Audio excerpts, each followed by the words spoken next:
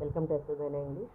ఈరోజు మనం poem on his having arrived at the age of 23 అనే పోయం నుంచి యాంటేషన్స్, పారాగ్రాఫ్ క్వశ్చన్స్ చూద్దాము. ఈ యాంటేషన్స్ అనేవి ఈ లెసన్లో నుంచి కానీ ఈ పోయంలో నుంచి వచ్చినవని తెలిస్తేనే మనం ఏం చేస్తాము, ఆ యాంటేషన్ ఆన్సర్ చేయగలం అనమాట. కాబట్టి మనం ఏం చేస్తాము, పోయంలో నుంచి వచ్చినవైనా లెసన్లో నుంచి వచ్చినవైనా అవి తెలుసుకోవడం కోసంగా, ఏ లెసన్లో నుంచి ఏ పోయంలో నుంచి తెలుసుకోవడం కోసంగా 4 వర్డ్స్ని గుర్తుపెట్టుకుంటాం. 4 యాంటేషన్స్లో నుంచి ఒక్కొక్క యాంటేషన్ నుంచి ఒక్కొక్క వర్డ్ గుర్తుపెట్టుకుందాం. ఓకే, ఫస్ట్ వన్ ఏంటంటే 3 and 20th year. First one 3 and 20th year. Second one inward righteousness. Third one mean or high. Fourth one taskmaster's eye. మరొకసారి చెప్తున్నాను చూడండి. First one 3 and 20th year. Second one inward righteousness. Third one mean or high. Fourth one taskmaster's eye. మరొకసారి. First one 3 and 20th year. Second one inward righteousness. Third one mean or high. Fourth one taskmaster's eye. ఈ 4 వర్డ్స్ని గుర్తుపెట్టుకుంటేనే ఆ యాంటేషన్ ఏ పోయము ఏ లెసన్లో గుర్తుపట్టి answer చేయగలం. అలా లేదనుకోండి, మనం దేనిలో నుంచి ఆ యాంటేషన్ వచ్చింది తెలియకపోతే యూ కాంట్ ఆన్సర్ ద యాంటేషన్. ఓకే, కాబట్టి ఈ 4 వర్డ్స్ని జాగ్రత్తగా గుర్తుపెట్టుకోవాలి. ఓకే, ఏవేంటి అవి? 3 and 20th year ఫస్ట్ది. Second one inward righteousness. Third one mean or high. Fourth one taskmaster's eye. Okay, ఇప్పుడు ఈ క్వశ్చన్కి ఇచ్చిన వెంటనే మనం ఏం చేస్తాము, ఇలా ఈ వర్డ్స్ చూసుకుంటాం. క్వశ్చన్ ఇచ్చిన వెంటనే యాంటేషన్లో అప్పుడు ఏం చేస్తాము, ఓహో ఇవి ఉన్నాయి కదా, కాబట్టి ఈ పోయంలో నుంచి వచ్చిందని తెలుసుకొని ఆ యాంటేషన్ ఆన్సర్ రాస్తాం అన్నమాట. ఓకే, యాంటేషన్లో మనం రాయాల్సింది రెఫరెన్సు, కాంటెక్స్ట్. ఈ రెఫరెన్స్ కాంటెక్స్ట్ ఏంటంటే, మనము రెఫరెన్స్ అనేది these lines on his having arrived at the age of 23 written by John Milton. First line మరొకసారి చెప్తున్నాను. These lines are taken from the poem on his having arrived at the age of 23 written by John Milton. Okay, అంటే ఈ lines on his having arrived at the age of 23 పోయంలోంచి తీసుకుని బట్టవి. తర్వాత ఇది రాసినటువంటి వాళ్ళు జాన్ మిల్టన్. మరొకసారి చెప్తున్నాను, ఈ lines on his having arrived at the age of 23 పోయంలోంచి వచ్చినవి. అది రాసిన వాళ్ళు John Milton. He is regarded as the master of grand style.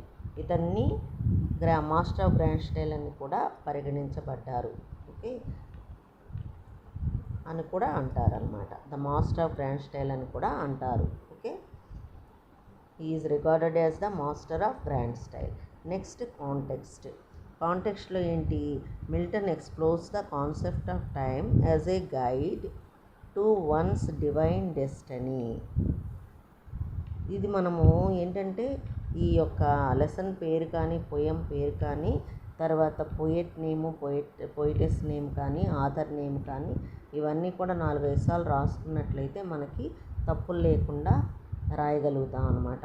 అప్పుడు తప్పులు లేకుండా రాస్తేనే మనకి ఫుల్ మార్క్స్ వచ్చే అవకాశాలు ఉంటాయి. ఓకేనా, కాబట్టి ఆ యొక్క లెసన్ పేరు, పోయం పేర్లు మాత్రము 5-6 సార్లు రాసుకొని తప్పులు లేకుండా, స్పెల్లింగ్ మిస్టేక్స్ లేకుండా రాయడం నేర్చుకోండి. ఓకే, చదవగలిగే వాళ్ళు రెఫరెన్స్ మొత్తం రాయండి. మరీ రాయలేని వాళ్ళు ఎవరైనా ఉంటే ఫస్ట్ లైన్ మాత్రం రాసేసి వదిలేసేయండి. ఓకే, నెక్స్ట్ ఇతన్ని మాస్టర్ ఆఫ్ గ్రాండ్ స్టైల్ అని కూడా అంటారని చెప్పాను కదా. తర్వాత కాంటెక్స్ట్లో దీనిలో మిల్టన్ కాన్సెప్ట్ ఆఫ్ టైంని ఎక్స్ప్లోర్ చేశాడు. దేనిలో, ఈ యొక్క పోయంలో కాన్సెప్ట్ ఆఫ్ టైంని ఎక్స్ప్లోర్ చేశాడు. దైవిక విధికి మార్గదర్శకంగా టైంని అన్వేషించారన్నమాట. దైవిక విధికి మార్గదర్శకంగా టైంని అన్వేషించారు.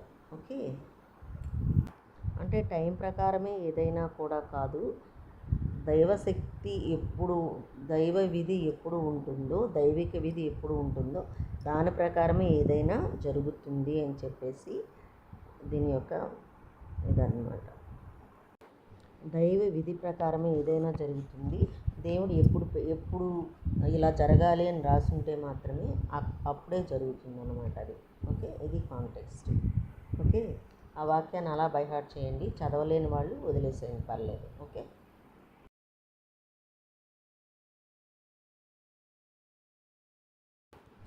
టైమ్ అండ్ టైడ్ అనేది వెయిట్ ఫర్ నో మ్యాన్, ఎవరి కోసం కూడాను వెయిట్ చేయదన్నమాట. టైమ్ వెయిట్ చేయదు, టైడ్ వెయిట్ చేయదు.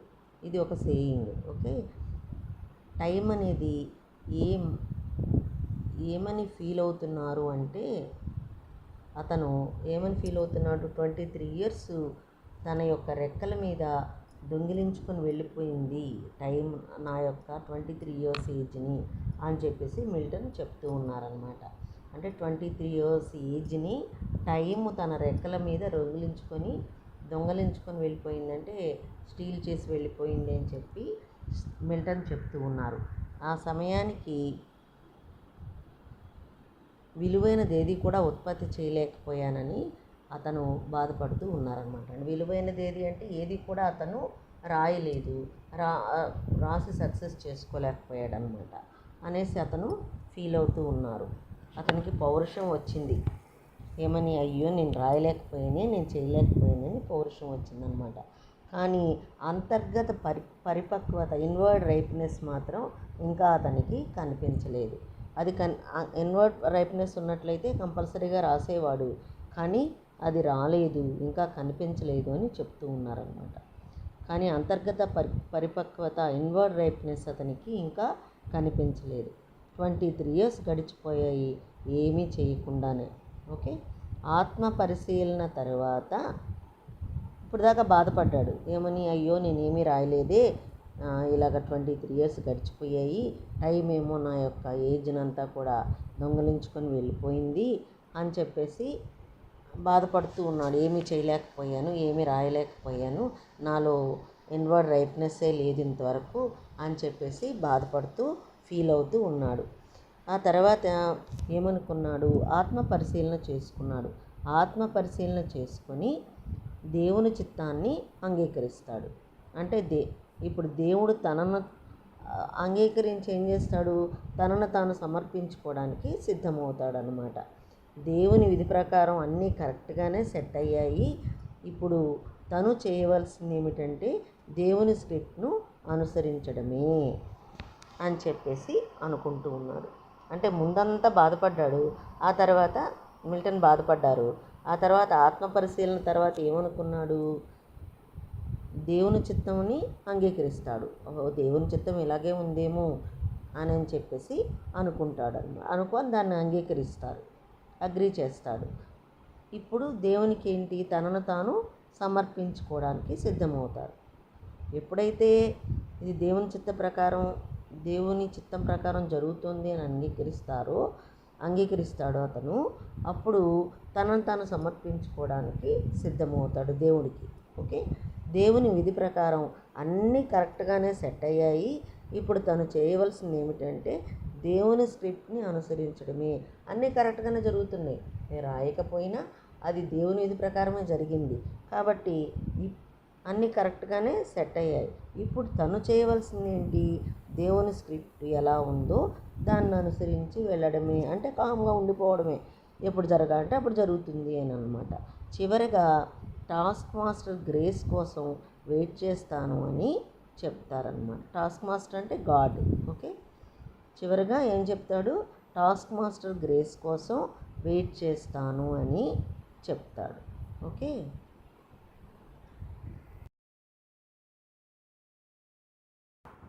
పారాగ్రాఫ్ క్వశ్చన్స్లో 2 క్వశ్చన్స్ ఉన్నాయి. ఒక్కొక్క దాంట్లో రెండిట్లో కూడాను ఆ పొయం పేరే ఉన్నదన్నమాట. కాబట్టి అది ఒక 4-5 సార్లు రాయమని ముందే చెప్పాను కదా, అప్పుడు ఆ లెసన్ పేరు కూడా గుర్తుంటుంది, రాయడము స్పెల్లింగ్ మిస్టేక్స్ లేకుండా రాయడానికి గుర్తుంటుంది. తర్వాత ఇక్కడ ఉన్న 2 కూడాను అదే అన్నమాట. అది లెసన్ పోయం పేరు అని చూసిన వెంటనే మనకి అలా పోయంలో నుంచి వచ్చిందని ఈజీగా తెలిసిపోతుంది. కాబట్టి ఆ పారాగ్రాఫ్ క్వశ్చన్ రాయొచ్చు. ఇక్కడ మనకి ఇంట్రొడక్షన్ ఏంటంటే దీనిలో ఇంట్రొడక్షన్ రాస్తాము, తర్వాత మెయిన్ ఆన్సర్ అని రాస్తాం అనమాట. ఈ మెయిన్ ఆన్సర్ అనేది కంప్లీట్గా మీరు ఎక్స్ప్లెనేషన్లో ఏదైతే రాస్తారో యాంటేషన్లో అదే రాస్తారనమాట. ఇక్కడ మెయిన్ ఆన్సర్లో మనము యాంటేషన్లో ఎక్స్ప్లెనేషన్లో ఏవి రాస్తామో అదే ఇక్కడ రాస్తాము. తర్వాత ఇంట్రొడక్షన్లో కూడాను యాంటేషన్లో రెఫరెన్స్ కాంటెక్స్ట్ ఏదైతే రాసామో అదే ఇక్కడ మనము యాంటేషన్ దీనిలో పారాగ్రాఫ్ క్వశ్చన్లో ఇంట్రొడక్షన్గా రాస్తాం. ఓకే, కాబట్టి మీరు ఈజీగా ఒకసారి నీట్గా నేర్చుకున్నట్లయితే రెండుకి కూడాను రాసుకోవచ్చు.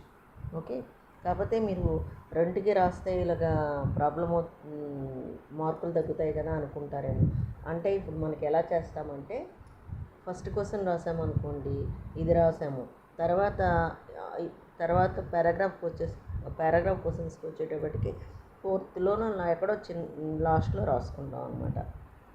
అంటే అప్పుడు మనకు దూరం వస్తుంది కదా, కాబట్టి ఈజీగా మనకు మార్క్స్ వస్తాయి, కంపల్సరీగా వస్తాయి అన్నమాట. Okay, all the best.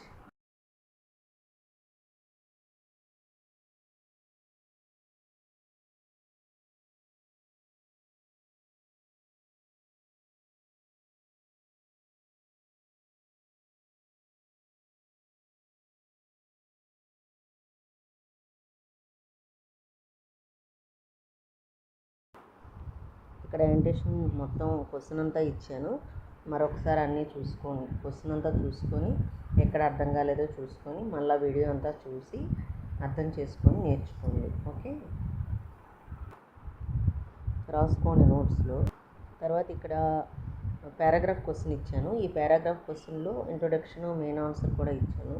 కాబట్టి మొత్తం ఆన్సర్ అంతా కూడా ఒకసారి చూసుకొని మీకు ఎక్కడ అర్థం కాలేదో ఒకసారి ఈ వీడియో అంతా తిప్పి చూసుకోండి. ఓకే.